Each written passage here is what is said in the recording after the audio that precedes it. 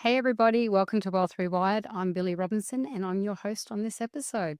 So, I'm so glad to have you joining me today because we're tackling a topic that weighs heavy on many of us, and that's our financial mistakes, our past financial mistakes. Okay, so have you ever caught yourself saying, I'm just bad with money, or if only I hadn't made that mistake, I'd be much further ahead?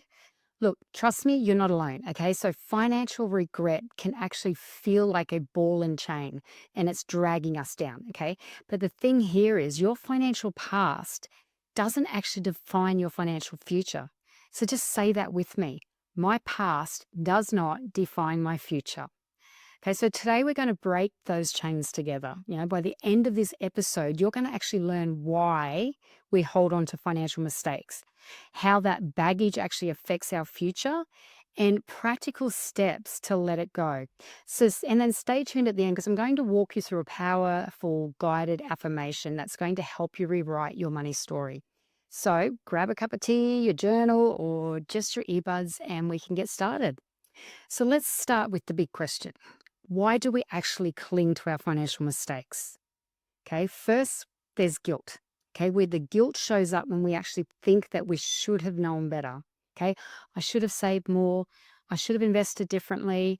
But the thing is, here again, hindsight, it's always 2020. Okay, but at the time, you made the best decision that you could with the information and the resources that you had.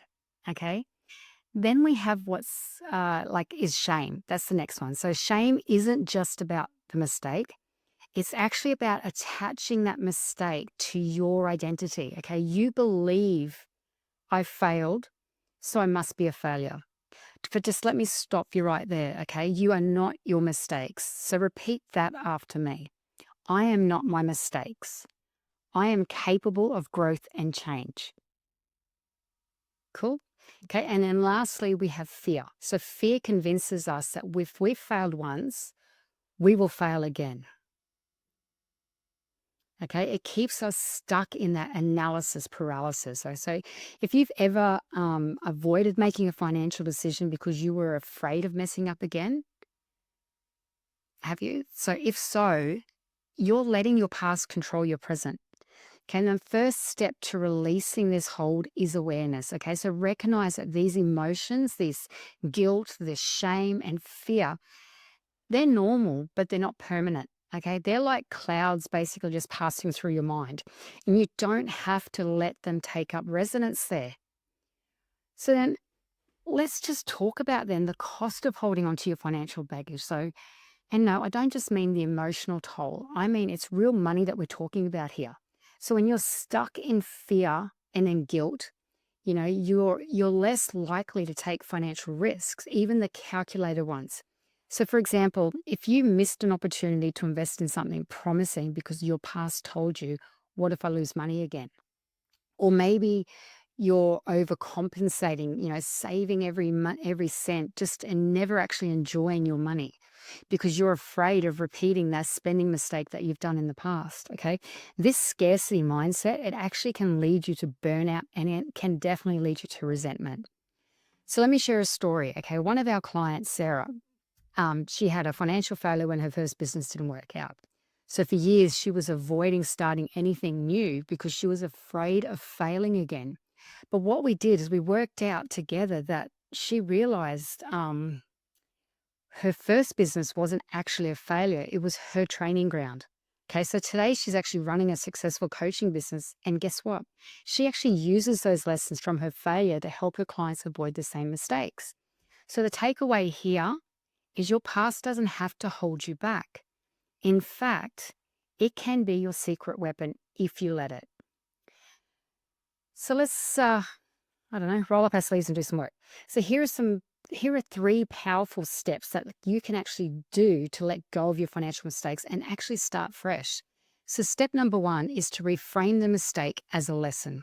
So let's just flip the script, okay? So instead of asking, why did I fail? Ask yourself, what did I learn? Okay, so every mistake, it carries a lesson, and those lessons are worth their weight in gold. So, for example, if you racked up credit card debt in your 20s, Maybe the lesson is about budgeting or delayed gratification. Okay, so just write this down for me. What I learned from my mistake is your lesson. So once you extract the lesson, the mistake loses its power over you. Okay, so what I learned from whatever your mistake was is, and whatever the lesson is that you learned from it. Okay, make it lose its power over you. Okay, step number 2 is to create a forgiveness statement. Okay, this one is an actual game changer. So write a forgiveness statement to yourself like, I forgive myself for the mistake. Okay, I release the guilt and I open my life to financial abundance. And read it out aloud every day. Okay, ideally in front of your mirror. And over time, you're going to notice that weight just lifting off your shoulders. Okay, so remember, I forgive myself for the mistake. Okay, I release the guilt and I open my life to financial abundance. Okay, and then step number 3 is take one empowered action. Okay, action is the antidote to fear and stagnation. So, what's one thing that you can do today to move towards your financial goals? So, maybe it's like setting up a financial or an emergency fund, okay, researching investments, or it could be simply just having a money date with yourself or your partner, because it's small steps that actually lead to big changes.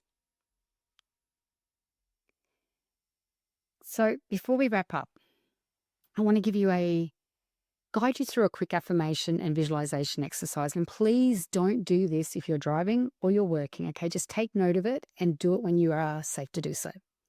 All right, so close your eyes if it's safe to do so. Take a deep breath in and out. Now, imagine yourself 5 years from now. You've released all your financial mistakes. You're living in abundance. What does it feel like? What do you see?